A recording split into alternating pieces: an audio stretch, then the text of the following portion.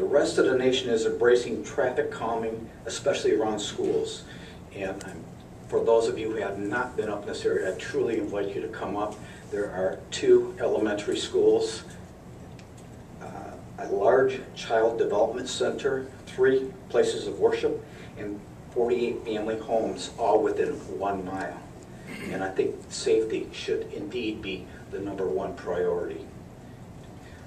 The next discouraging meeting that Mr. Rice had took place with a couple of gentlemen that are here now, and I'm sure they can probably relay some of the things that happened during that meeting. I'm told that Mr. Rice and his staff work for, and I guess there are 5 commission members, some of which are not here, for 5 gentlemen. I'm going to have to ask, do you feel that he's acting in the public's best interest? And is he acting in good faith, especially for the residents of Plainfield Township? Now, to me, everyone is accountable to someone. Everybody has a boss. I'm assuming you gentlemen are the boss over Mr. Rice. I would also have to ask, who do you gentlemen report to? Everybody has a boss, including myself. Even Barack Obama has a boss. It's called Michelle. But everybody is accountable. And I guess I would like to know, and I'm sure a lot of people here would like to know the accountability structure for the Kent County Road Commission. And, you know, I heard about this one study for this safety issue. I guess the question that keeps coming up, what other studies have been performed that actually validated the need and the necessity for such an undertaking of this project? Some of the things that have happened, for instance, to me, the citizens' rights were totally violated as far as being able to give public input because a signed contract, according to Mr. Rice, which I have a copy of as well, was signed by Mr. Rice and Bob Holman of Plainfield Township to proceed with this project 10 and a half months prior to any public input option was made. And then I would have to ask, how could this road be reclassified without anybody's knowledge in order to obtain federal funding for a project that otherwise would not be applicable under the original road classification? And we are also finding with some of the information that we had, the FOIA, which there's a total lack of cooperation when we ask for anything. Everything has to be done through a FOIA request. That's not government working in true spirit for the residents. There are documents that have been falsified. I have on record Mr. Rice even stating that you can get the numbers to say whatever you want or need them to say. All you need is to control when you do your counts. Such as there's a traffic count. Most recent one, you're laughing there, Mr. Rice, you're smiling. There is a traffic count that was done in 2009, which to me was the most recent. And that is substantially lower than the traffic count from 4 years ago that Mr. Rice chooses to use for his application for federal funding. Now, is that truly the right thing to do, especially when the road, when US 131 was closed at that time, thereby diverting additional traffic down Belmont Avenue and increasing the traffic count, falsely inflating it, and then for Mr. Rice to use that as a means to get funding, that's way wrong. And we actually accepted federal funds for a project that's designated for resurface only and is still designated as such with the documents that went to the federal government for funding.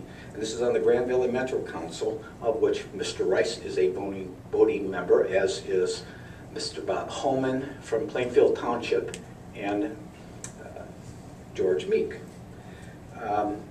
And all this was changed as far as for the project, as far as it was supposed to be a resurface only, and still is listed as resurface only. Now it's changed after you get the funding, and now you want to change to make it a 3-lane, something that's hazardous to everyone, not only hazardous, but definitely devalues the property value of people people's homes.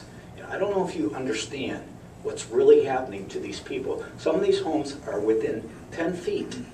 That road, the curb of that road will be within 10 feet of most people's front porches.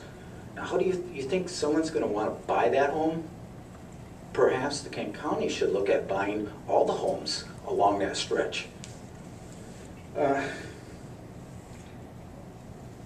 It just seems like every step we make to try to make improvements, to try to make it better, we run into obstacles.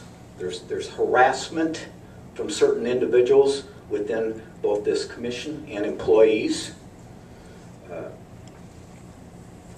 Just the Jupiter Corridor. I mean, that was totally ignored. What was the purpose of that? That was a federally funded project done a few years ago to divert traffic away from these 3 schools, child development center, worship area. Why is that not being utilized to what it should be? This is a safety issue back then, it's a safety issue now.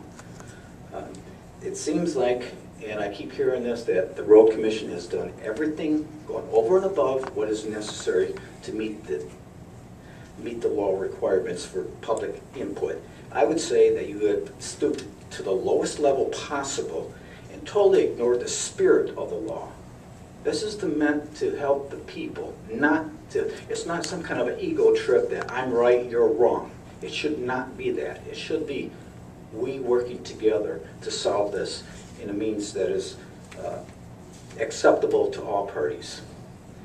And again, safety of our children and our residents are our #1 focus. Some people choose not to put the value of children's lives at stake, the importance that we do. The residents, again, we have numerous studies. I'll give you just a copy of a few of them. There are statistics that definitely say the wider you make the road, the faster they will go. I have the graphs to go along with that. This whole widening issue is just the wrong way to go. Mr. Rice continues to refer to people driving off on the shoulder of the road to go around people that are trying to make a left turn.